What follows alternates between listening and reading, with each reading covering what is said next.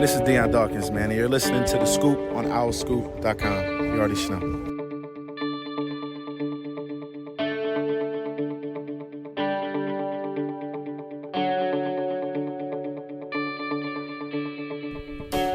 What's up, everybody? Welcome back to The Scoop, OurScoop.com's podcast, Season 9, Episode 13. I'm John DeCarlo, the editor of OurScoop.com, joined today by Declan Landis and Johnny Wizlak. Kyle Gauss and Remy Vaughn are not with us.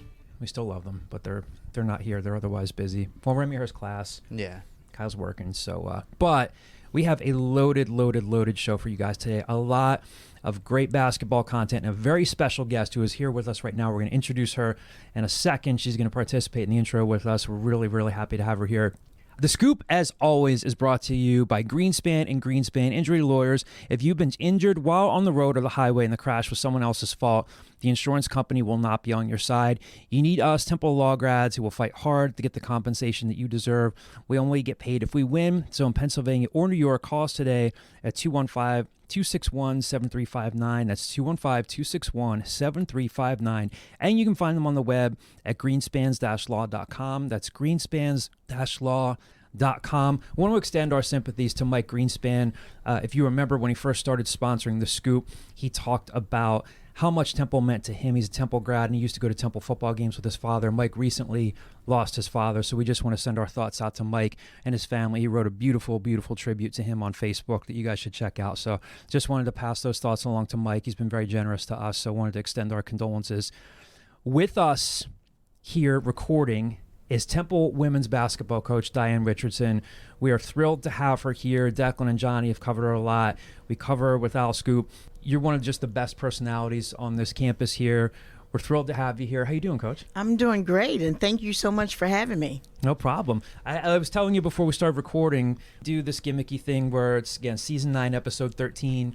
So we go through famous number 13, so we wanted to include you on that. When you think of famous number 13s, or any number 13, what jumps out to your mind? Allie Wilkinson, our new center, Temple Women's Basketball. There you go. Number 13. There you go. Declan, what's the one that you have? I actually don't have one this week. So. You don't have a single number 13? I can't think. I've been trying to think for hours. I'll give you one. Here's a hint. Here's a hint. His son plays. Yes. His son is going to be back playing quarterback. Oh, Kurt Warner. Kurt Warner. Yeah. That's a good one. That's a good one. All that's the sports you know, Declan. You can think of a 13. I just, it's the memory. It's just not great these days. You're young to be having memory loss. I know, right? Tell me about it. Johnny, what you got? The one that came to my mind was Wilt Chamberlain. Didn't he wear 13 at one point? Yes, he did. Yeah, sure I feel did. like arguably the greatest player of all time. Yeah, now I feel worse. Whiffed on that one. Isn't he a Philly guy, too? Yeah. He is. Overbrook High School. Right. About 15 minutes away. Awesome. Yep. Dan Marino. Oh, he did wear 13. Yeah. They're all rolling off now, huh? Yeah. There we go. Coach, again, thank you so much for being here. There's so much good stuff to ask you about, but you have, now Declan and Johnny, I think a lot of people who are familiar with the program, they know about the incredible life story that you have, but there may be some people listening to this podcast who don't. And you were an NCAA track champion, the 200 and the 400, and you earned a spot in the 1980 U.S. Olympics, and you couldn't participate because of the Cold War. And even before we get into that, and you being as successful as you were in the business world, tell me about where it all started for you. Your mother, Josie, made a lot of sacrifices for you. Barbara Tyner, who was your coach at, Largo High School, right, encouraged you to go and play in college. Can you tell us about them and just the early parts of your life and what sparked you to the journey that you're on now? Yeah, well, I grew up with my siblings. There were 4 of us, and my cousins, there were 5 of them. So everything was rambunctious around the house. So my brother and my cousins were all guys, so I hung out with them all the time, and I wanted to please my brother. So I really started running track when my brother, who's older, he used to pit me against other guys in other neighborhoods. So he would say, you guys can't beat me. I bet you can't even beat my little sister. So I wanted to please him. And so we had street races in the street where he would charge them, bet them $2. And I would win. And so he made a lot of $2. Never gave me any of it, though. But that kind of started my journey in athletics. And then I added basketball. And, during that time, it was when Title IX first came about, and so they were offering scholarships to girls. And coming from a family where we just couldn't afford hardly anything, I knew that I wouldn't be able to go to college without some help, without a scholarship. And my brother came home and he said, they're offering scholarships, so you better get outside and let's dribble around some trash cans and, let me teach you how to be a good basketball player. And he did, and I got a scholarship and went away to school, and it really changed my life. The only one in my family to ever go to college, and it changed my life. It opened my eyes to a lot of things that could come to me. And, I went on and used my education, started a company, worked for a bank, and then started my own investment firm. And then when we were really successful, because I used a lot of the things I learned as an athlete, discipline and all that, and competitiveness in my company. And we built our company to be this huge company. And we were on kind of easy street. And I said, you know what? I got here because of sports, because I got an education, because, I learned discipline and all that. And so my husband and I, who was the same way, we started donating money to inner city programs, rec programs for young girls and young boys to be able to compete in AAU and summer basketball so that they can, get scholarships as well.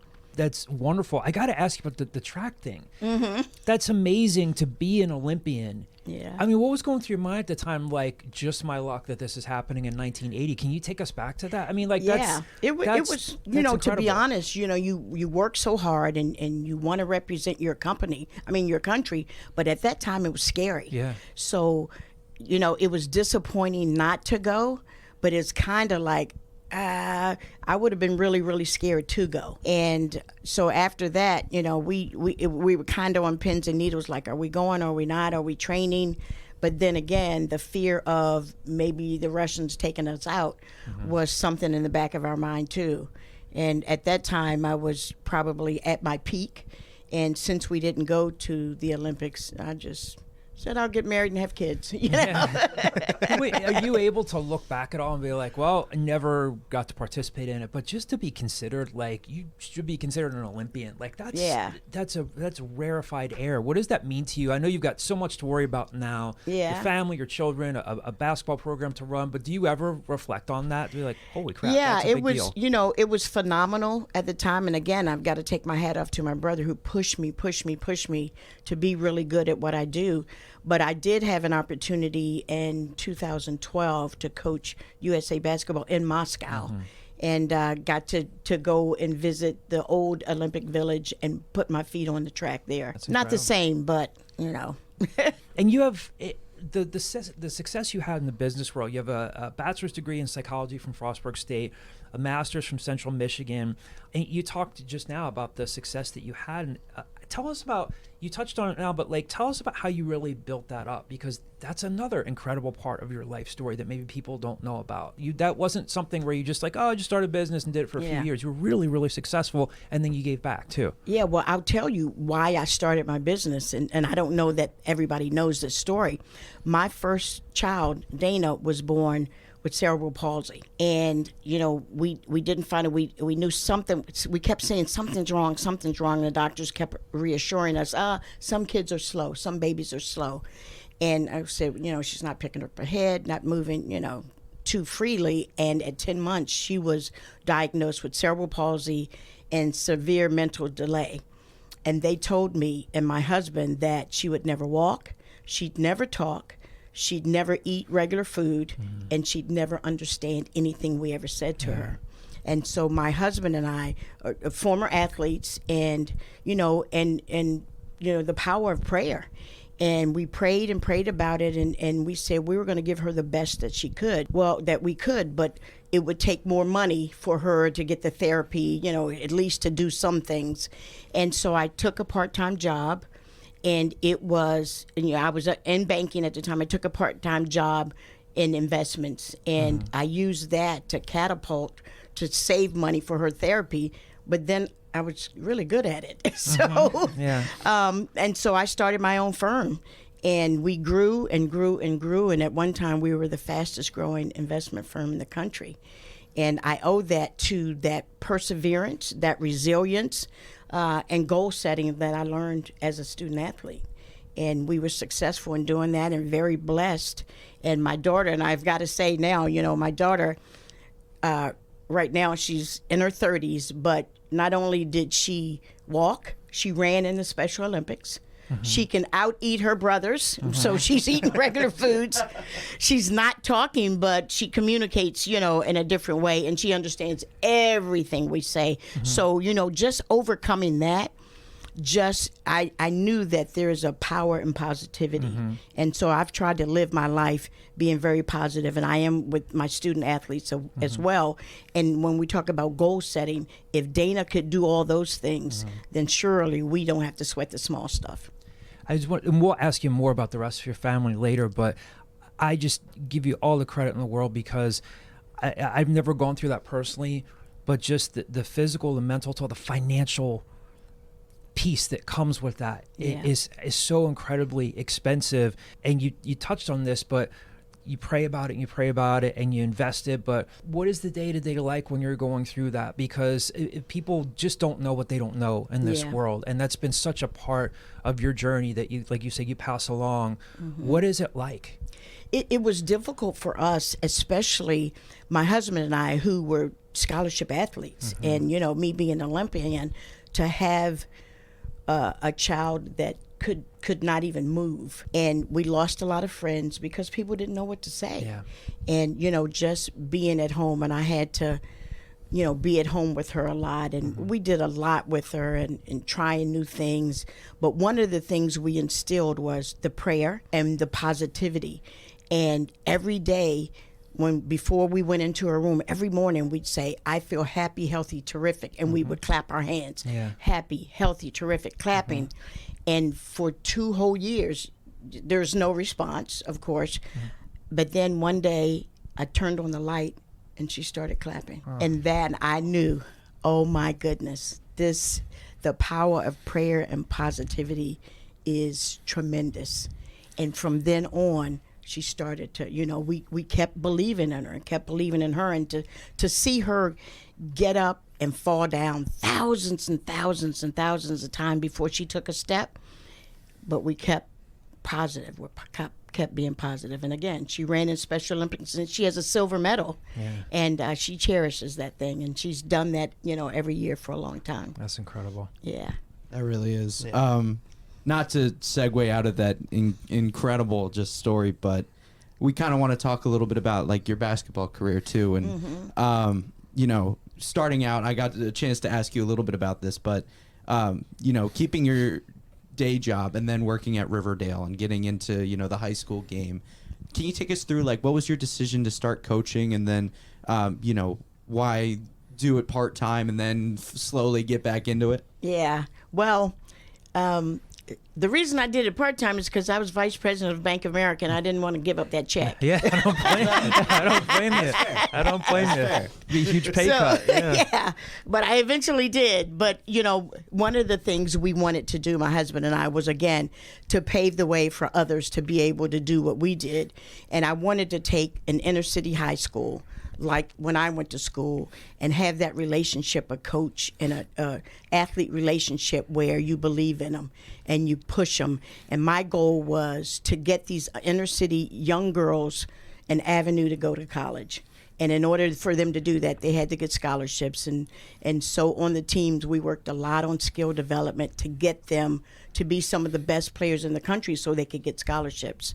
And in the meantime, they got to be pretty good. And our team was pretty good. And we were nationally ranked a lot of the years I coached part-time in the high school. And then, you told me a little bit about this, but for our Owl Scoop audience, like, can you take us through what you learned as coach at Riverdale and, how it applies to how you coach now, both on the floor and in recruiting and everything beyond that as well? Yeah, I'm just a relationship person, and I think relationships kind of rule the world. And with starting in high school, it was giving them confidence that they could perform on the basketball court, but that confidence spilled over into life, and whether it was their academics or whatever. And so I like to build relationships first so that they know that I really, really care. And the confidence piece has been huge for me over the years in teaching them how to be confident in themselves. And with confidence is preparation. And so we try to put those two things together. And even from a high school to now, it's always the relationship with them and with their families to understand that we are here for them, to help them, and not just for ourselves. After that, I mean, you had your coaching stints at American and Maryland, but then you went back to Riverdale Baptist in 2009. Can you just kind of tell us, I mean, because that's where we saw you go back to basketball for good. Can you kind of tell us the decisions you made along the way, and like how did you weigh everything along the way as well? Yeah, well, you know, again, starting part-time at high school at Riverdale and coaching so many athletes to win away to college and get scholarships. And so I started getting calls from college coaches wanting me to be on their staff. We had such a winning combination of players, and the relationship piece I think is important because they run through a wall when they know that you care. And so I went to American University and then got a call from, I was there a year. We played for the conference championship, which they had never done. And I got a call from Brenda Fries at Maryland to join her staff. And I went to Maryland, and still we still had our companies as well. So we got a new product. And so I stepped away to go back to business, and I knew I still wanted to coach, and so I went back to Riverdale to that part-time while we ran our company, and it was a new company too. So, and then I got the fever again, and then and then I went back out. When you took the assistant role at GW in 2012, did it feel like things really started to kick back into full gear in terms of getting reinvested and back into the college game? Yeah, absolutely. And Jonathan Sippis, who was an associate head coach at Notre Dame, had just gotten the job at GW in the DMV, which I have lived my entire life in the DMV, and they call me the queen because I've done a lot for girls basketball in the area. So Jonathan reached out to me because he knew of my reach in the DMV and asked me to be on his staff. And you know, knowing him for so long, I said yes, because one, I knew I had a handle on girls basketball and I wanted them to be successful. And I knew Jonathan was good at heart and he was a good coach. And so I joined his staff and ended up staying there. And, you know, in the meantime, I had Jonquel Jones, and she went away to Clemson, and then she transferred back home and played for us at GW. And the rest was history, I guess, because we won some championships. And she's part of your family. Yes, yes. And so my husband and I adopted her when she was 13. And she played for me in high school. So she had to put up with me in high school and pushing her to get better. But this one thing I said to her is like, I coached Marissa Coleman at Maryland, and she put up 1,000 shots every morning before breakfast. And so Jonquel started to do that, except that she was doing that right outside our bedroom window. And it was loud. You know, we heard that bouncing at 5 a.m. Oh, my goodness. But she's worked really hard, and, you know, she's a WNBA MVP and all that. So, can you take us through what it meant to you to coach her in high school and then in college? Like, what did that feeling feel like for you to see her succeed on the floor at multiple different levels? Yeah, she, you know, when she first came, she wasn't, you know, that great, and so I put her on the JV. And at the end of the year, I usually bring up a couple players from JV to play when we go to the national tournament. We were playing in the championship game, the final, and every single person played except for Jonquel. And on the ride home, she cried and just boo-hooed. I can't believe it. And I said, just because your mom is the coach doesn't mean you get to play if you haven't put in the work. And I don't know if that was to get back at me or she just wanted to be better, because she turned it on. And she was, you know, it's more that, you know, as much as I pushed her, the more she played hard and the more she worked. And she challenged me as a coach because everything I threw at her, she would absorb it. She wanted to practice 6 hours a day. And you know, her work ethic is better than anybody I've ever coached. And so she's deserving of all the accolades she has, and she's still learning. She still wants to be in the gym all the time. And I'm proud of her, proud to be her mom. Yeah, should be. When you were at West Virginia, you interviewed for the Towson job, and I read the story that the Baltimore Sun did about you back in 2019 and how you won over Tim Leonard, the AD there. What were your emotions like when you got the offer to be a head coach? Because you had been successful, but again, that's a lot of thinking and planning. Like, am I doing the right thing? It's a risk, and then to see it pay off in a head coaching job, and we'll ask you, of course, about the success you had at Towson. What was it like when you sat with it and said, I'm now a head coach? Yeah, it was a good feeling for me. I got into it just to help young ladies, but as I got more into it, I really, really loved it. I mean, I was very passionate about it, and, had the conversation with my husband that I want to do this full time. And, he supported me all the way. But when Towson called and I had that interview with Tim Leonard, I just spoke from my heart, like what I wanted to do as a head coach. And it was also back home. And, he gave me that opportunity to do that. And I just coached with passion. And, we had some success. And, I've loved it ever since. Sometimes, I read Inc. magazine and some of the, magazines, and I'm like, oh, I could be doing that. But I love basketball. I absolutely love it. You had the regular season title there, the 2019 NCAA tournament appearance. What are some of the other memories that stand out to you? When I used to interview John Chaney, he would say, I see faces, faces pop into my head. Yeah. What are some of the memories that stand out to you when you think back to your time there? I know it wasn't that long ago. Yeah. Well, I remember Tim Leonard. We were playing, the first year was tough. Obviously coming in new, the team was already set up. So, I kind of went with what we had. But in the meantime, I got to realize what we needed. And my staff and I went out to find what we needed in terms of players to be successful. And I remember it was the first year we won 9 games. The second year, we were playing in the conference tournament. And we won the first game. It was at Delaware on their home court. And Tim Leonard came to me after the game and he said, oh, my goodness, we're going to be playing tomorrow. He said, my vacation was scheduled tomorrow. He said, so, I guess I better come back tomorrow. And then the next day we played and he said, oh my goodness. And then after we won, he was the first one to run and give me a hug. And he's not a hugger. And I am. But I said, oh my goodness, I guess we did something. Tim Leonard's running up hugging me. Yeah. But it was a great feeling, and just to see the young ladies just so happy. I mean, the confetti's coming down, and and I just looked for my husband and like wow. And it was a great feeling. It was great for the athletes that stuck in there with us, and they all got their rings, and they were so happy. And I got to tell you this story, though. So I'm not a fan of tattoos. And so some of the girls had tattoos, and I playfully, pat them, and, So we were ranked 8 out of 10, preseason, number 8 out of 10. And my players said in the circle one day, Coach, and I said, you guys should be getting paid. You're looking like walking billboards. And then they were like, Coach, yeah, okay, Coach. All right, if we win the conference, you got to get a tattoo.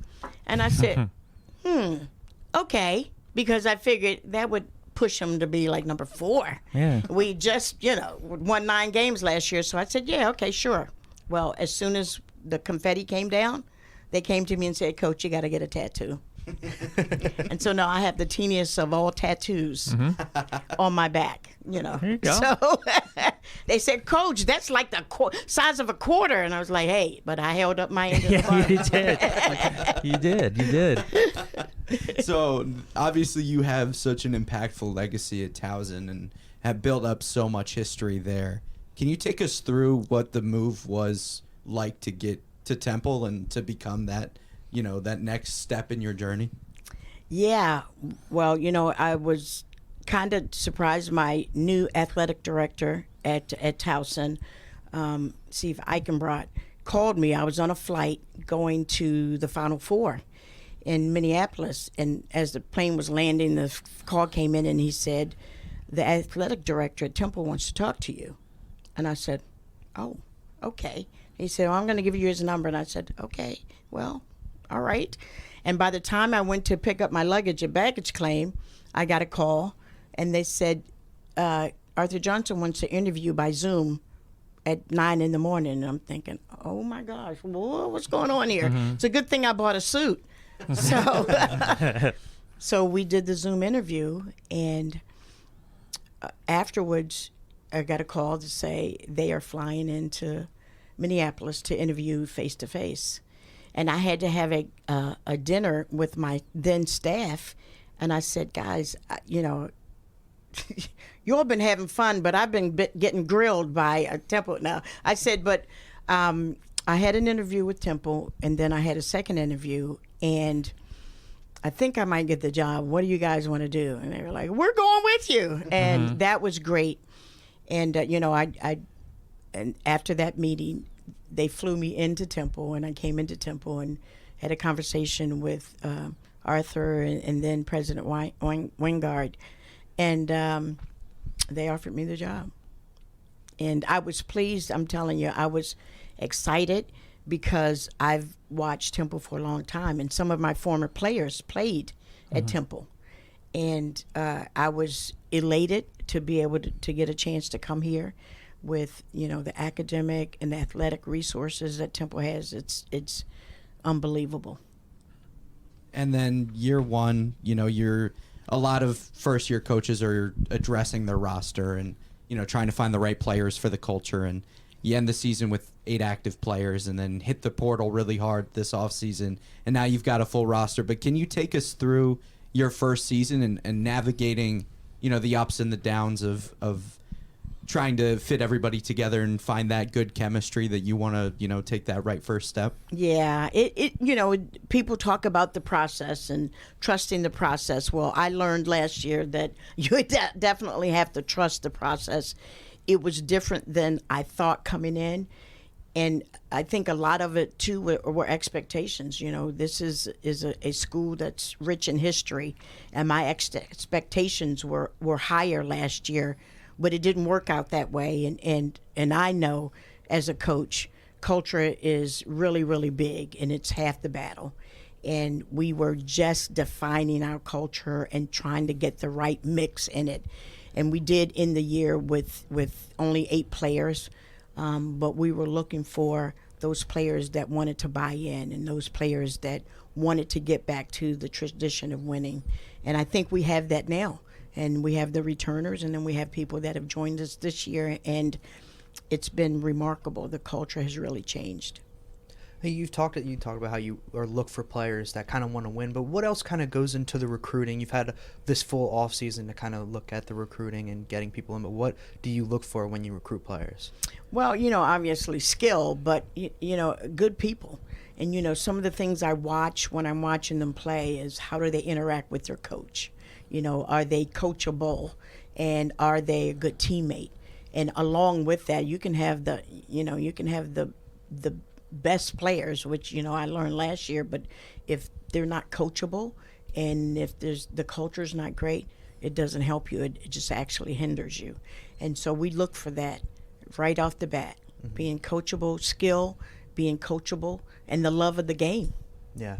And also something you've talked about is your motherly instincts when that come over for people that you care about. Do you ever find that it is tough to strike the balance between being a coach and having those motherly instincts, or do you think they just work really well together? I think they really work well together. And, you know, not only am I a mother of 4, but I'm a mother of an elite athlete. And so I've seen both sides of it. And one of the things when we recruit, we are as transparent as possible, because I've been on that other side where, you know, you hear the spiel that coaches give and then they turn into, you know, a monster after. And I never want a family to have that feeling. I never want a family to have to hear their daughter calling, crying because they're not happy. Declan wrote that great story about in the Temple News for the basketball preview. And he started with the anecdote about you having known Aaliyah Nelson since she was 8 years old. What does she mean to this team? What's it like to have that relationship go that far back?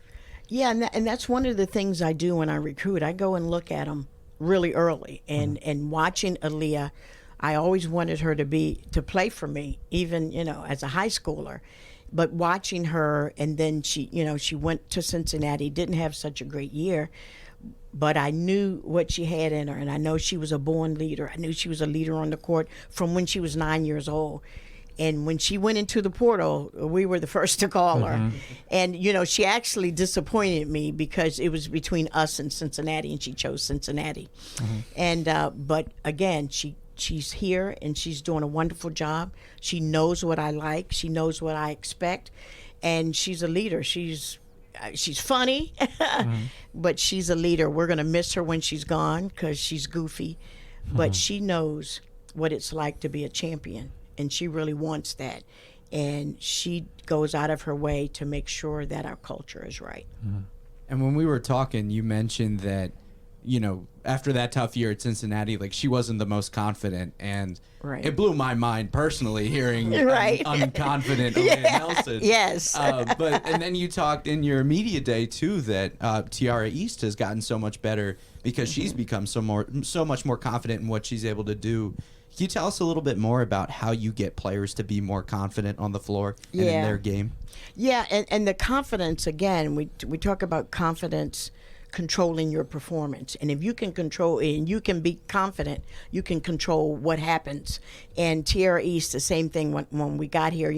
Before I got here, I watched film of everybody and just watched their tendencies. And Tiara, I thought, could be doing a little bit more. Well, okay, a lot more. But it started with the confidence and getting her. And I said, yeah, you can shoot. I mean, I'm looking at your form. You can shoot. Move it out, and just working with her and our staff working with her. Same with Aaliyah. You may not feel confident from something that happened before, but we're here to boost your confidence, and we're going to give you the tools to make you confident, help you to be confident. And we see that in Tiara East, and I'm telling you, she's going to be a monster. So, and she's getting more and more confident, and that's what we do as a staff. Try to give all of our student athletes from 1 through 15 confidence in what they do. And you mentioned earlier the importance of the players that wanted to stay, that wanted to be part of this culture. Can you tell us a little bit more about like Tariana Gary, Ines Piper, Michaela Waleed, like the people that were here for year one and stayed for year two? What have you seen from them in the off season, and what do they mean to this roster? Yeah, in the off season, they have really worked really hard. Again, banding together with the 8 of them at the end of the season. I remember our first game when we only had 8 players and we won, and they were hugging each other like, we know we can do it. And as the season went on, of course, having 8 players is tough because you get tired, but they know that our culture has changed, and they now are playing for each other, and they've put in the time. We did a team retreat, and it was all love. All of our staff was looking like, oh my goodness, like this is half the battle right here. and we see it. We've seen it in our last 2 scrimmages where they're playing for each other. And we talked about the people that stay, but what about some of the newcomers? You have Kendall Currents coming in, Jalissa Molina, Tristan Taylor, freshman coming in. What do you expect to see from them, and how have they kind of gelled with some of these returning players? Yeah, the one thing, like you all mentioned about the 8 players, they are rejuvenated, and they know, we want to turn this thing around. And so they've kind of taken a lead with all the new players and kind of taken them under their wings. When you see practice, you see everybody talking. They're talking to each other. They're encouraging, and if they mess up, they're telling them what they need to do. And that's been great for us. And the newcomers, they're loving that. And it makes them feel like a part of it, like they're not new. And bringing in 5 freshmen is really typically hard. But I've got to say hats off to my staff and hats off to the returning players that they're making this really comfortable in a place where they all want to be. And what are you looking to kind of get out of the front court this season? Because that's a place you guys sort of struggled last year. Do you expect Rain Tucker coming in, who had to sit out last year? Is she going to be a big piece of that front court? Yeah, definitely. And Rain, I had the opportunity to coach her at Towson, so we know what she's capable of. Unfortunately, she couldn't show us that last year, and we were a little thin in the post last year. And as games started, I would look at the opposing coach and see her sending in her army of post players, and I'd say, we're in trouble. But this year we filled those holes, and not only do we have Rain Tucker, Denise has escalated her game. Piper has done a great job over the summer, and then Jalisa Molina from the Netherlands she's going to be really good too. And I think we are kind of lucky in getting some of the players that we got this year. And we've got to talk about Monday's season opener as well. You guys are kicking off that doubleheader, hosting Delaware State. Where's the team at right now coming into this Monday? And also, what do you expect from Delaware State? Well, I think that they're very scrappy. They're very athletic and very scrappy. So, we want to push the ball in transition, but so do they. So they've got to stop us in transition. We've got to stop them in transition. Our team is so excited. They are so amped up to play, and it's even more special that it'll be a doubleheader with the men. And, hopefully people will be out there and come in early so they can see us, because we definitely are going to stick around for the men's game. And it's been a good relationship with the men's team and the men's staff and our players. We root each other on. Sometimes, a lot of times, we're in each other's practices, just watching with mutual respect of each other. Our staff watches the men's practice. The men's come in and watch ours. And then our girls, and their guys are always, you see them in the hallways, hey, what's up? So it's been a special relationship. And so hopefully Monday we both will, have a great game. Obviously, every year they do preseason polls, right, for the conference, and this year they picked you to finish 9th. Can you tell us, do you put any stock into things like that? Is it bulletin board material? Take us through, your thoughts on that and how you see your team faring in conference play this season. Yeah, well, I'm fine with the 9, because then, when we come out number 1, then people will say, oh, wow, they got that wrong. Oh, yeah. So, I think that we're better than a 9, but, if that's what they think, then okay. Well, we're just going to go on and keep pushing for a championship. We want to bring a championship back to Broad Street, so we're going to be pushing for a championship. I remember the day that Adam Fisher was introduced. We were there for his introductory press conference, and then they do the breakout sessions and stuff. And I told Declan and Johnny this, and I remember waiting to try to get a one-on-one with Fish, and was talking to Lynn Greer and some other players, and I just heard this laughter and this chatter, and I look over, and you're just holding court with these guys, and laughing, and you have just this. I'm sure 5 million people have said this to you. You have a very, very infectious personality, and it's genuine. Because you, like you say, you have the unique perspective of watching your daughter get recruited, and you can sift through the BS as a coach. With you, it's genuine. Where does your personality come from? Did it come from your family? Is it something you've acquired? Because it is you have people laughing. Anybody who's met you on this campus, they're like, whoa. I really enjoyed my conversation with Coach Rich. Where does it come from?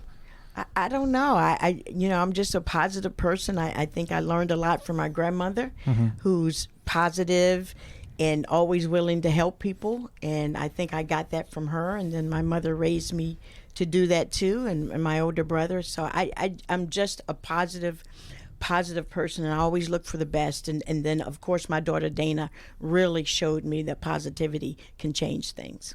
This might sound like a simple question, but what does your family mean to you, but how also do you balance it out? My wife and I don't have kids yet, and I hope that I can at some point be half the parent that you've been to your family. And she'll tease me because I do a lot here at Temple, do a lot with Al Scoop, and then you're trying to follow recruiting news and you're managing all these things, and I'm on my phone a lot, and she'll tease me for that. And as a coach, you're on your phone a lot. You're checking in with recruits, and you're checking in on your players. How do you balance it out with all the responsibilities that you've had with your family and everything they mean to you? How do you make it work? Because I'm sure it's not easy. Well, just giving as much as I can whenever I can. My kids grew up when I was a CEO. I was always on private jets, flying here and there and everywhere. So I've always learned that quality time. quality time instead of quantity, because I was traveling so much when they were younger. But I always spend that quality time. My youngest son is autistic as well, so I've got 2 special needs children. So I'm used to dealing with different situations and different. One is my oldest daughter is less functioning. My son is autistic, but he's very bright, smarter than me. So, I'm used to dealing with the differences. And, Jonquel, of course. So I'm just used to just doing what I need to do for everybody that needs it to get done. So, hey, we have a few mailbag questions. These are screen names that come from our Owl Scoop message boards. The first one, the screen name is North Broad. His question is, you're coming off hosting a 5-star recruit on an official visit. I know you can't talk about her, so we'll talk about that later. Okay. Per NCAA rules, you can't talk about the actual visit. Right. But his question is more about, what's the thought process behind swinging for the fences and recruiting? Because obviously, again, you can't talk about the specific player, but you're obviously not afraid to recruit anybody, anytime, anywhere. No, not at all. If you've got a good product, and we do have that at Temple, the resources are just more than I've seen where I've ever I've been. And I have a serious conviction with me. Like, I love Temple. And when I am talking about that to people, they feel that coming from me. I think that we have one of the best opportunities for young ladies to play.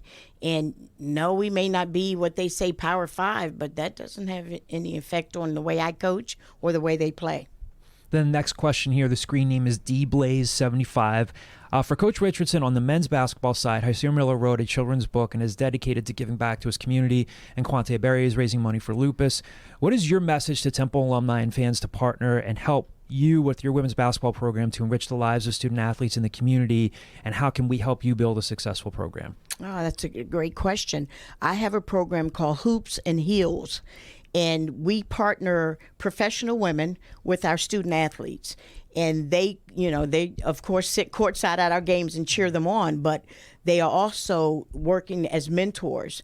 And each month we do a session of what we call meaningful things. So the vice president of Burlington, a VP at Lincoln Financial, we have women like that, deans of the schools that work with our student athletes, and each year they present something different.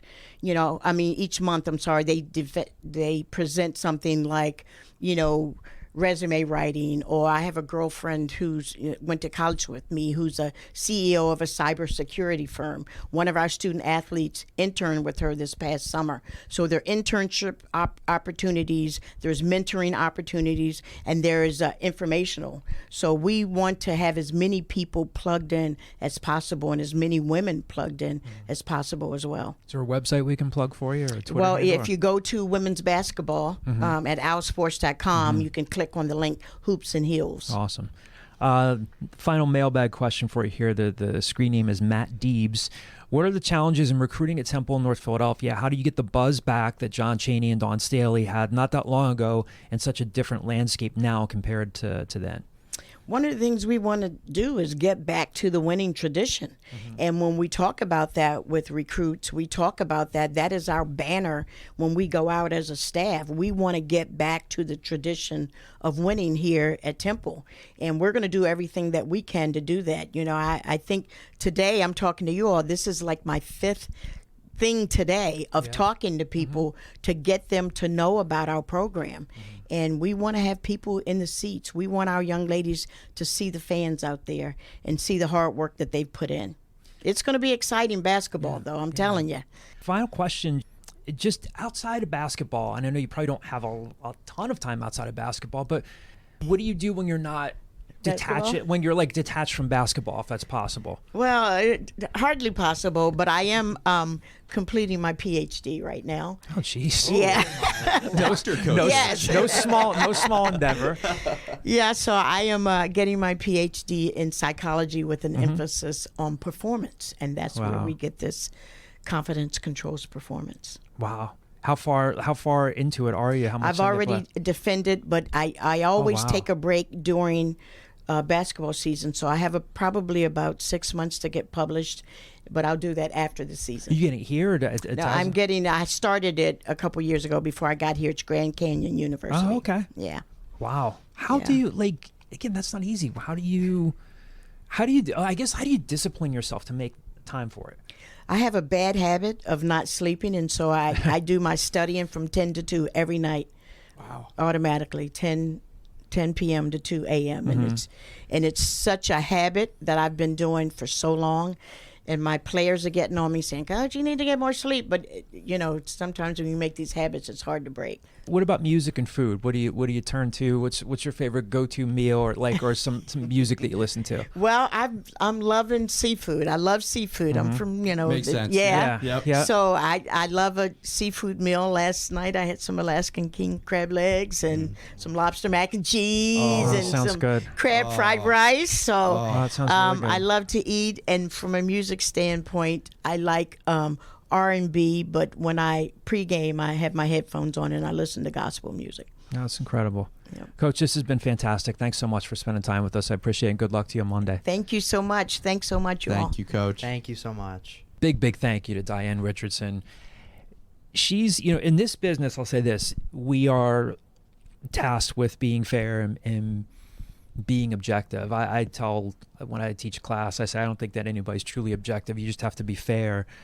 But she's just a person that when we cover games, you have to tell the truth, who won, who lost, all the stats and all the insight and everything. But I mean, she's just a person that you just root for in life. She's just an incredible human being to be around. That what she has been through to help raise her children, just the risk she took in her life and walking away from a big job, how she balances all out. I mean, she's just a joy to be around. You guys have spent more time around her than I have in covering the team, but I mean, she really reminds me of some of the more charismatic coaches that have come in here and really embraced everything that Temple's about. She's her own person, certainly, but Dawn Staley did that. Al Golden, like revamping the Temple football program, did that. Ever since I told you about that flip the switch thing, you really, I think like it's a awesome. sponge, you remember. I think it's awesome. What you guys, I mean, you covered the team more than I did last year, but I mean, what are your impressions of that conversation? I mean, she's just so much fun to talk to about leadership and life and just what she's doing now. Like, I can see why she's been successful on the recruiting trail, and we'll get to that in a second. I mean, that conversation, it blew me away, but it also didn't surprise me at all because covering her the way we did last year, I think the way that all the problems that they had, only having 8 active players at the end of the season, I mean, the season could have derailed right there, but it didn't. And I think at the center of that is Coach Richardson and kind of the culture that she instilled with the team and just the person that she is. I think the team easily could have folded there, but they didn't. And I think that's kind of why it just is around the person that she is. And Declan, you obviously, again, you did a great story for the Temple News for the women's basketball preview. And You really think so? Yes. Thank you. Yeah, act like you've been there. Come on, Declan. And I'm not just saying that because I'm your advisor. It's a really good story. Very good story. But, you just spent some time with her recently just for a one-on-one interview for that story.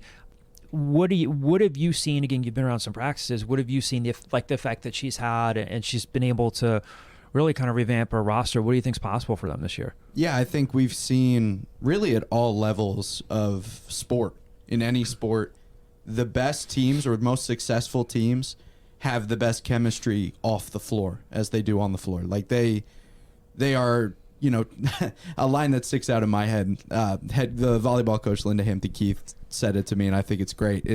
You're not a family when you're on the floor because, a family you got to love unconditionally. A team you need to hold people responsible for. And I think that's what you see in this program as well. Like, they love each other and they play hard for each other, but they know how to hold each other accountable as well. Mm-hmm. And I think that's a big step from, you heard Coach Rich say it, where they were last year, because they've now found the people that want to be in Coach Rich's program. What Miles Jackson told me was Coach Rich University. Like, they found the people that want to be under her learning tree and want to play for her. And I think that just can take them an extra step. We saw what they could be last year, right? We saw a lot of flashes of that sort of fast-paced offense that shoots the three well and can, hang with any team in the conference. They just were down to, their final like 6 players at times that could actually play on the floor.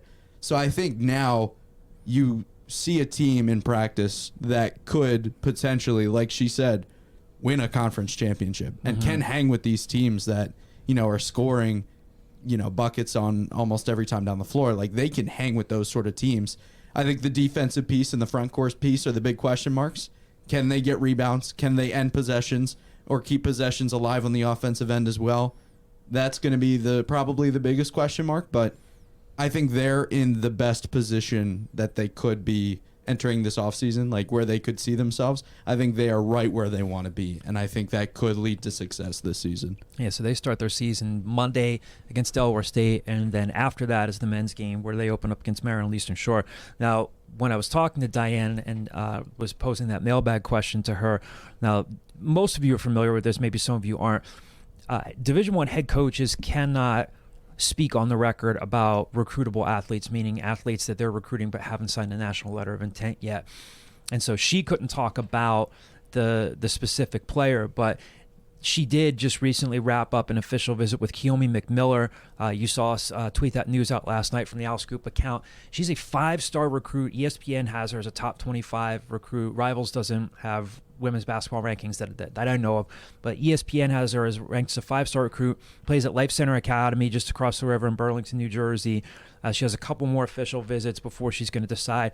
I mean, now I'm sure Diane, obviously, she had her in for an unofficial visit for the Miami game, the weekend that Temple played Miami, and she came out in the rain and was tailgating a little bit, meeting people, and then just wrapped up her official.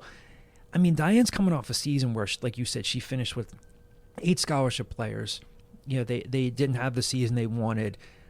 Again, I'm sure that if Diane could talk openly about it, she's probably going to say I'm not in it for moral victories, but to get a 5-star recruit in for an official visit, there's such a disparity in women's college basketball between the haves and the have-nots, between the UConns, the South Carolinas, the Notre Dames of the world.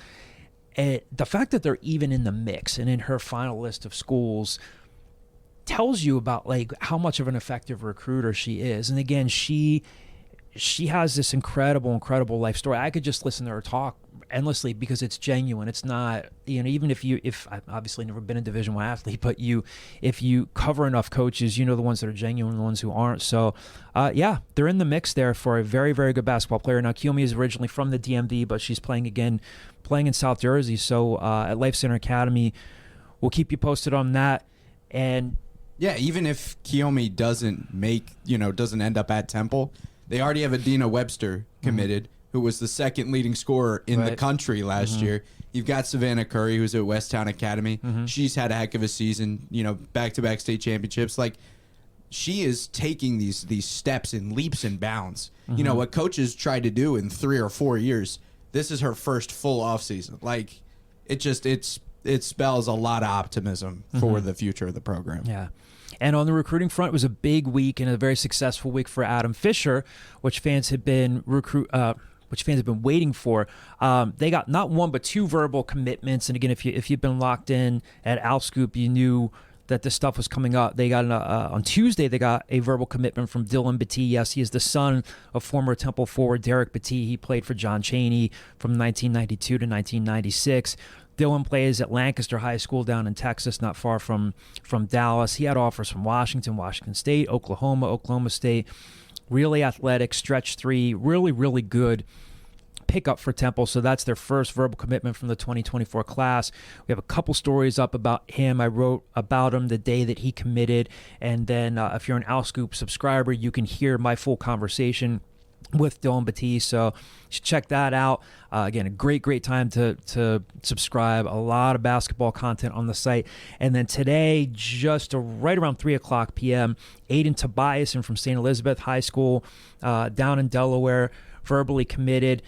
This is a really good pickup for Temple. People are going to look at his offer sheet. They're going to see Delaware, Del State, Sacred Heart, and the casual fan's going to say, okay, Temple should be out recruiting these programs. If you read my story, I talked to Ari Rosenfeld from Elite High School Scouting. He's going to be on the Scoop with us next week, and Ari always does numbers. Our podcasts with Ari are some of the most He knows listened his to stuff, and man. most downloaded because people love recruiting news. Ari's really high on him. And the people I've talked to about, again, I haven't seen Aiden play yet in person, but he's really done a turnaround in the last couple of months, or I should say his game has improved to where he's a really good three-point shooter. He's very athletic. He's 6'5". They played in some of these, I guess you call them preseason showcases. I mean, he just had a game where St. Elizabeth played Newman Gretty, and he dropped 35 and 10 on Newman Gretty. He's got a really good three-point shot. This is a very, very good pickup for Temple. So if there's no roster movement, which is rare in today's college basketball, I think I wrote that almost word for word in the Aiden Tobiason story, and I should be talking to him soon.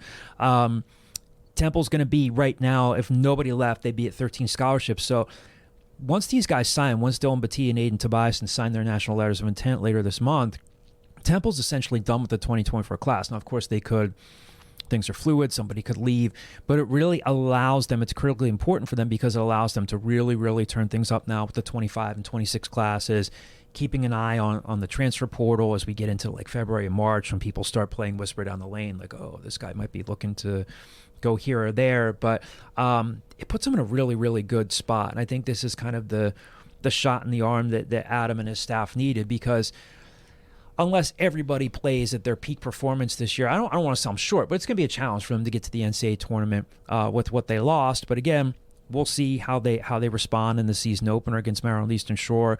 But a really, really good week for them. I want to play a clip here from my conversation with Dillon Battie. Again, his father played at Temple, and you can hear that full interview. But here's Dillon Battie just talking about why he chose Temple and why he chose Temple over Washington State, and some of the other programs he had offers from. I know you had a lot of offers. What was it about Temple that made you just pull the trigger on Temple? I think knowing that Coach Fish is all for me and he believes in me and trusts me, I think that was a big role. My dad also went there, so that's a good thing. I want to one-up him. I think I have a good chance to go there and produce and help get back to the tournament, knowing that the program has a good history. And I just think really it's just about, I feel like they've always been one or two players away from being a great team. So I said, why not take that chance? And then the other clip we're going to play for you here is from Mike Cassidy. He is the head coach at St. Elizabeth down in Delaware. Again, I'm looking forward to talking to Aiden Tobiason soon. Didn't get a chance to talk to him for the story before he announced his decision today. But this is Mike Cassidy, and again, we're going to have my full conversation with him up on the site very soon. So again, if you're an Owl Scoop subscriber, you can check that out. But this is Mike Cassidy talking about Aiden, because again, he's a relative newcomer in terms of really, I can't really say it better than Ari did in the story when I talked to him, and he gave me a quote for the story about how rare it is for him to have this much of a step up in his game and for his recruiting profile to jump the way it did in terms of he's got a good shot, he's athletic, he really doesn't have any bad habits. And Mike Cassidy knows him as well as anybody. He's his head coach at St. Elizabeth. So this is Mike talking a little bit about Aiden Tobiason and giving everybody a preview of what they can expect from him. So last year, as a junior, he started to kind of fill the main scoring role. And we always kind of had it in the back of our head, when he comes into his body, grows and matures a little bit, we like to see what's his ceiling. And towards the end of his junior year, we really realized wow, this kid is lights out from the three. And then he really started to understand going into his senior summer, I kind of have to take Aiden's very team ball first. And he kind of realized that if I don't get these shots up, I got to take on a main scoring role. And so he did this summer and really came into his own in the fall as well. And, so senior year, we're excited for his senior year. As like I said, if you're an Owl Scoop subscriber, you can listen to my full conversation with Dillon Battie, my full conversation with Mike Cassidy, where you'll hear him talk more about Aiden Tobiason and read more just about what's, like I said, it's been a very good recruiting week for Adam Fisher and his staff. And I should be talking to Aiden pretty soon, so we'll have more recruiting coverage for you in the coming weeks. We've got a Temple Navy football game to talk about, guys. They needed a bye week. They're hurt. They're banged up. They were not competitive at all on offense against North Texas and certainly against SMU. They're coming off a bye. Navy's coming off a bye. Temple's 2-6. They should be getting E.J. Warner back at quarterback. Obviously, the no kidding statement of the day is that he'll give them a huge boost. Navy's 3-4. They're coming off a bye after a 17-6 loss to Air Force. I know they run the triple option. I think this is was that like a That's head turn my thing? throw to the outside. Yeah, to the flanker. Good move. But and we won't spend as much time talking about this game. We got a couple of I think we got a couple more mailbag questions to get to. But Ty Lavatai is still their quarterback down there. When Air Force got ahead, and this is really one of the ways you do it, when Air Force got ahead, it forced him to throw more. He was 13 of 23 for just 96 yards, 1 touchdown, and 2 picks. Yes, Temple has struggled mightily to stop the run, but I think when we get to predictions, I think this is a winnable game for them because it allows your safeties, it allows your linebackers to be more participatory in stopping the run, even your corners. Now, it's not to say that Lavatai can throw it a little bit. Navy's had some quarterbacks in the past that literally have not thrown at all. They've thrown a handful of times, but that's not what they want to do. And again, they got behind, and that's why you're seeing some of the numbers that they've seen. What do you guys think about this game? Do you think, again, Temple's got a losing streak to snap here. I think this is a winnable game. How do you guys see it? Yeah, I mean, I see it more as a winnable game. I think even last year, that's a game against Navy that you probably could have and should have won. Overtime game, yeah. That overtime game. And I think that you see them not want revenge, but I think that's a game that Temple could come out and, get revenge for. And I think just having EJ back, I think, is a big thing. The last time we saw him play, he had his best game of the season. While they didn't win, I think he hasn't had a sophomore slump, but I feel like he hasn't played to what people expected him to. And I think the last time we saw him play, he kind of snapped out of it, and I think he's ready to continue that coming out of concussion protocol. Yeah, I'd like to agree with you. I think there's definitely a difference though between winnable game and actually going out and winning it. Correct. And I just think the triple option, I've said it before on this beautiful program that beautiful program. I grew up a Notre Dame fan, and which meant I watched a Navy game once a year, and every single year, you'd say, "Oh, this is one of the best defenses in the country," and then somehow Navy would give them, trouble because stopping the triple option. Yes, it's about like being on top of who is your assignment and who is your assignment, which Temple has struggled with, but it's also about communication, which Temple has also struggled with on defense. So I think yes, it's a winnable game, but I think, not that you guys are discounting because I don't think you are, but I think it's something to keep in mind that communication and missed assignments have been 2 of the biggest issues for the defense this year. And this is the game where that's going to matter the most. But I do think the offense will keep them in the game. But it's, are they going to be able to have long possessions, or is it going to be more EJ airing it out down the field, they score quickly, and then the defense comes back? That's the tricky thing. I think were you and I talking about this? Yeah, I think we were talking out of here the other day. Temple's got to get points however they can get them, and they could. Navy, again, they anytime you talk about Navy football, there's so many cliches. They do what they do. They do it well. They don't have, these big 320, 330-pound guys on either side of the line, really. But Temple could be able to run the ball against them. But if it's a 3-play, 67-yard drive in 2 minutes and 30 seconds, so be it. But, yeah, sure, it would help if they could run the ball. Maybe this might be a game where Danny Langsdorff says we're going to try quick passes to the tight ends, screens, stuff like that. They're going to get their yards. Navy gets their yards against most teams. This is not going to be a game where Temple comes out of it and holds Navy to 75 yards rushing. They're just going to run and run and run, with the fullback dives and all that stuff. They don't deviate much from that. But the key, obviously, like I said, is just getting up on them and getting a lead. And if you can take a 1-score lead and make it a 2-score lead, that's when Ty Lavatai is going to start to drop back a little bit more, and then you can start sending pressure. So people, you can't so much get caught up in the yardage, and Temple could win this game and still give up 275 yards on the ground because of the brand of football that they play. But prediction time. We'll start with you, Declan. You have a scowl on your face. You look angry. I'm not angry. I'm tired. I think. Oh man, this is tough. This game literally could go either way. Like this, I could see Any game could go either way. No, Well, I shouldn't say that. No, That's debatable. really. That's debatable. Not really. I would say, I think Navy wins, and I think they win 27-24. And I think we're talking maybe not overtime, but it comes down to the end. I had 28-24. I was just about to say 28-24, but I'll change my score. No, you got to go with what you believe. I was going to say 28-24 Temple. Okay. I think it was going to be. How about that synergy right there? Wow, that's beautiful. Yeah. Mm-hmm. I mean, again, well, Stan was pretty. I mean, I shouldn't say that. Camden Price has ability, but Stan said we need more out of him. We expect more. Is what he said. I think there's a good chance of them bouncing back and getting a win this week again. This is a flawed football team. They're beat up. They're injured. We've got a football mailbag question here to get to, but I think some people, like I said, are getting caught up in the numbers.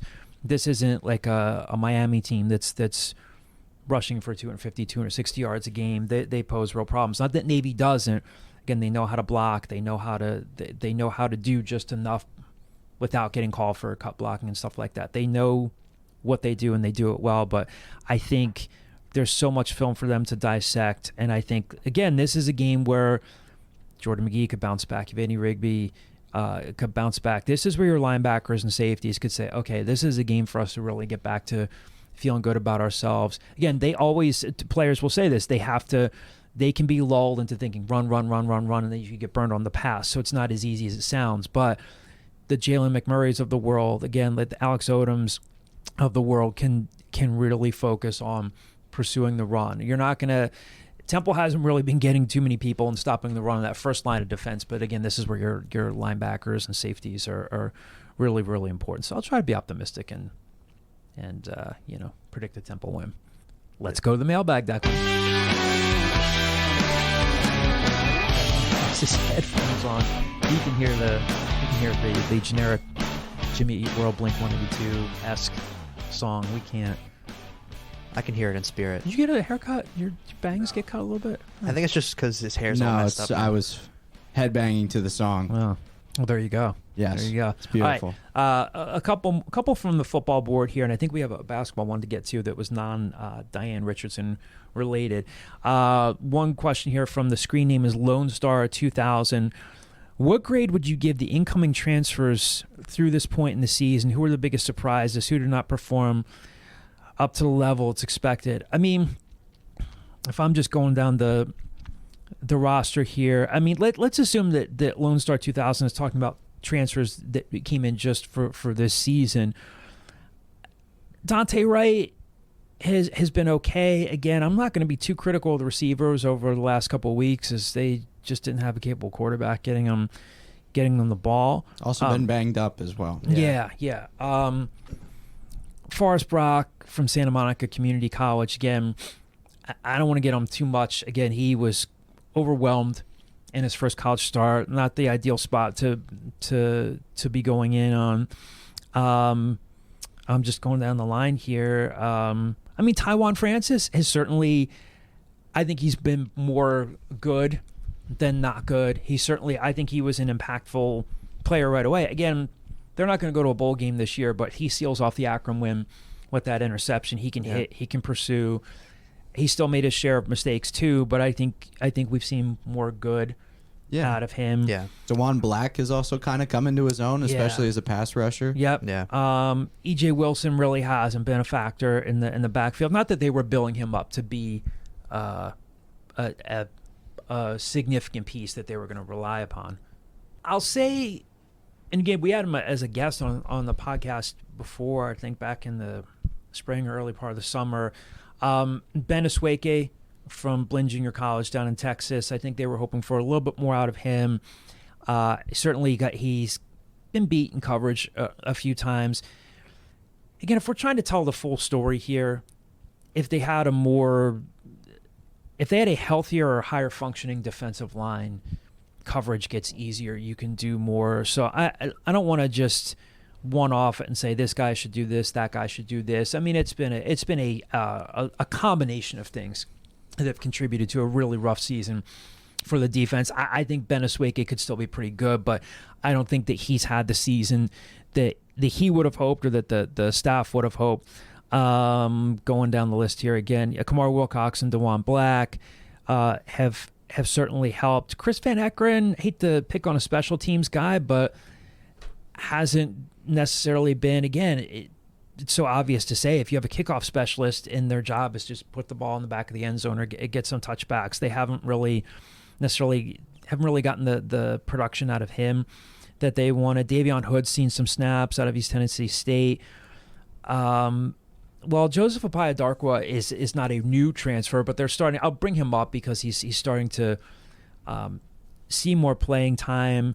I just want to make sure I don't leave anyone out here. Chris Smith, I don't know if he's been banged up, but if he hasn't really worked his way into the offensive line rotation. And again, we know that they could use help there. Diego Barajas, learning, but again, he's a JUCO guy. If he's not a redshirt freshman out of the transfer portal, I think they were hoping that he would be better. Landon Morris couldn't play this year. He has to sit out. I think that they have high hopes for him. So again, he hasn't transferred in from Utah.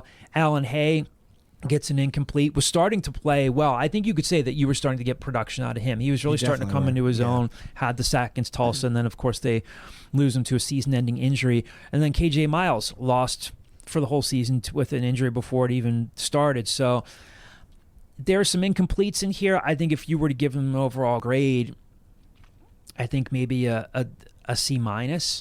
There's just so much that goes into it. But for a 2-6 team, you can't really give them a great grade. I think you've seen some flashes from certain guys, but there are just so many variables to it. But I don't know if that's harsh or too fair or too right. I think that's on par. I think, like you said, they're a 2-6 team, and I feel like there's some people that have stood out and other people that have kind of really disappointed. So I think kind of in the middle there, like a C- is fair. Yeah. Ditto. Did you say ditto? Ditto. Do you know where that reference comes from? No, I know it's a Pokemon. Oh, I guess so. I don't really know much. It is a Pokemon. That's the only one I knew back in the day because I was going more for the ghost reference with to me more in Patrick Swayze. Oh, is that the one where they do the pottery stuff? Yes. Yeah, I've never seen that one. Yes. Never seen it. She would say "I love you" and he'd say "ditto." Ah. Yeah. There you go.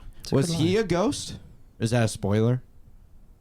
It's a spoiler from a movie from I think the late 80s, early 90s. But I don't know. If you haven't seen Ghost yet, then I don't want to spoil it. We'll have a watch party. Declan Landis' watch party. DM me. Again, I will say you are good with following up on movies and keeping up on shows. So another mailbag question here from DBlaze75, who also submitted a question that we read to Diane Richardson. Men's basketball question here. Other than a team that likes to shoot threes, what will likely be the identity of an Adam Fisher program? I think that, again, we'll see what we start to see on Monday when they open the season against Maryland Eastern Shore. I think that Adam's going to be tasked with striking that balance between being a little bit more upbeat and positive, and also at the same time holding his players accountable. I still think to this day, I know things didn't work out for him at Temple. I think Aaron McKee is a very good basketball coach. He knows the game inside and out. I think Aaron, in retrospect, probably would have been a very good college basketball coach in the late 90s, early 2000s. And he knows what he knows, and I think that it took a while for him to learn to be patient with these guys. He's a little bit more old school. It's not to say that he didn't have some modern concepts at both ends of the floor, but I think that the identity of an Adam Fisher program, part of it, in addition to shooting threes, I don't think it's just going to be that simple. And Adam, I think, has said this to a few people. It's going to be like, we might have a set play for you, but if you see an opportunity, take it. If you have a matchup, take it. If you have a matchup advantage, you feel like you can take your guy off the dribble, take it. And again, it's not to say that Aaron bogged his teams down with like a super complex offensive playbook, but I think you're going to see a little bit more of an engaged team. Again, I don't want to sell anybody on false promises and say that they're going to be an NCAA tournament team. If they are, I think that will surprise a lot of people. But I think you're going to see a team that has a little bit more cohesive of an offensive identity. Of course, I don't know who they're on the defensive end. I don't know who their best defenders are going to be. If it's Jaleel White, I don't know if that they have like a real solid rim protector. If Steve Settle can be that type of player, if Emmanuel Akpomo can be that type of player. But I think you're going to see a little bit more of a cohesive offense and a team that's playing a little bit more freely and with a little bit more confidence. Yeah, I think that we got kind of developed to seeing the give the ball to Damian Dunn or Caleb Battle and just go with it. I don't think we're going to see that. I think we're going to see more, like you mentioned, the cohesive playing together, kind of run with the hot hand, kind of stuff like that. I don't think it'll be the give the ball to this guy and figure it out after. Yeah, I think a lot of the same things you guys were saying, and I also think there are going to be a lot less emphasis on the front court than we've seen in Temple basketball in the past. I think, Steve Settle, obviously being the tallest person on the team and being expected to be at least a stretch four and, playing on the outside and that kind of thing, I think that's kind of a signal as well of what we'll see in the future. Whereas in the past, it's been a lot about, the big men and the interior game and things like that. So, we'll see, like you said, on Monday, but I think that's what I kind of expect going into it. So I got a couple more basketball mailbag questions to get to here. From the basketball board, the screen name is Mike TB31. Predict Temple men's basketball's top 3 scorers in order. Johnny, I'll start with you. In order? Okay, I'm going to say Stick to your guns. Steve Settle, That's not Matteo what you said. Piccarelli. What? I said yeah. That's not what you said in print, though. Oh, okay. Matteo Piccarelli, number 1. Steve Settle, number 2.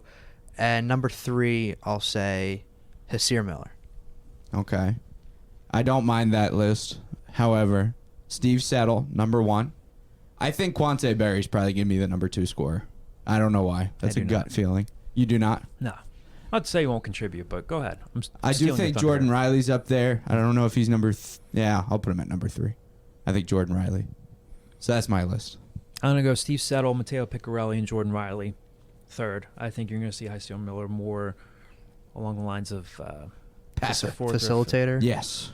Yeah. Again, and I think there could be they're going to need a lot of facilitators in this offense. Oh, it's yeah. not just going to be one guy just bring the ball up the floor. I know there are a couple more questions to get to here. The screen name, what TU asks for you guys. Under the impression that the second player is committed by the time you record, you're correct. How would you grade this week's commitments / Adam and the staff's job of recruiting? Also, what else would you expect for the 2024 class? It's fun to debate. Grades are kind of meaningless, but I appreciate the question. I'll give them an A- for this week. Are you an adjunct professor? I am. Did you say grades are meaningless? When we're talking about grades for... You caught him red-handed. Had to. Very good. Thank you. Well done.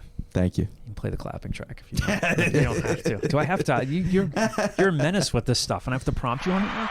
Look, man. I mean, when it comes to grading teams, I'll give them an A- for this week, and I'll tell you why. Because they looked at a priority in Dillon Battie, who had some high major offers, can really do a lot for them.